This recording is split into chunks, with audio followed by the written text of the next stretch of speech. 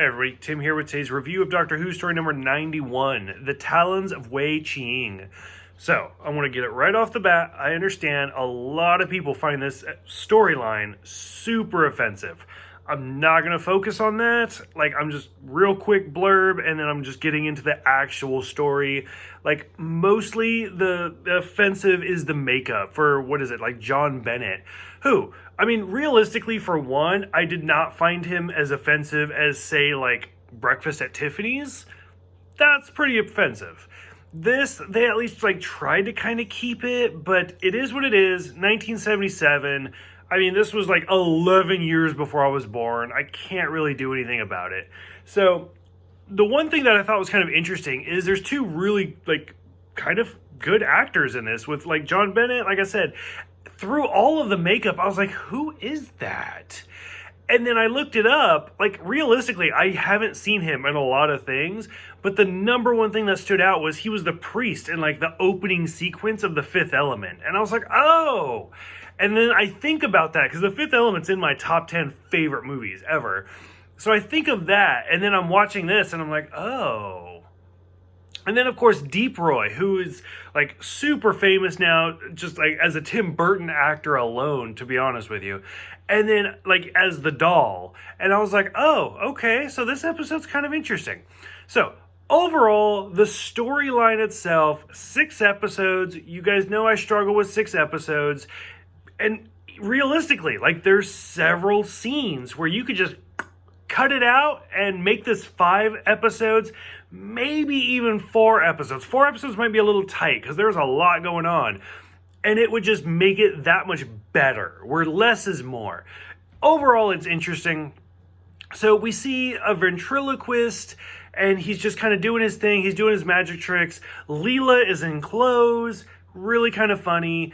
And then that's where it all kind of starts happening, where it's the doll starts bleeding. They even have racist lines in there where it's oh, we all look the same to you. And the doctor's like, well, I haven't been to China in 400 years. And that's when you're like,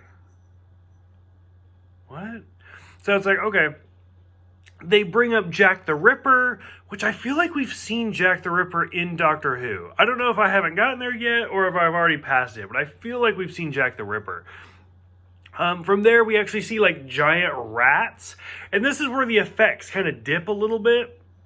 The giant rats, every time, what's his name, Chiang, starts, his eyes, start glowing and stuff, and it's okay, that's whatever. We see the rat kill Chiang, and then, nope, he comes back, he's still alive. Oh, wait, no, he's dead again. That's an example. Why kill him twice? Just cut that part out, and then we're fine. You just eliminated an entire episode. We realized that the doll, the ventriloquist dummy, is not actually a dummy. It's this thing from the future that's supposed to be kind of a doll, but it has a pig's brain, and the pig's brain takes, who cares? As it goes, the first probably 3 episodes, maybe 4 episodes, are definitely the best.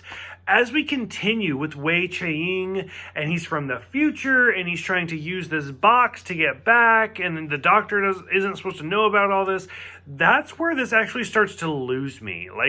I love the opening, but as it continues, I'm just okay, just end it. We get it. Just stop the whole thing. The whole, Sherlock Holmes secondary characters, where it's the cops and everything. Again, if you just eliminated them, you wouldn't miss a beat for this whole storyline. Overall, I did like it. I actually thought it was really interesting. I did kind of enjoy it. All of the makeup, all of everything put aside, just as a story, I thought it was interesting, and I did enjoy it. So I'm curious what you guys think. Let me know, and I will see you guys next time for the horror of Fang Rock.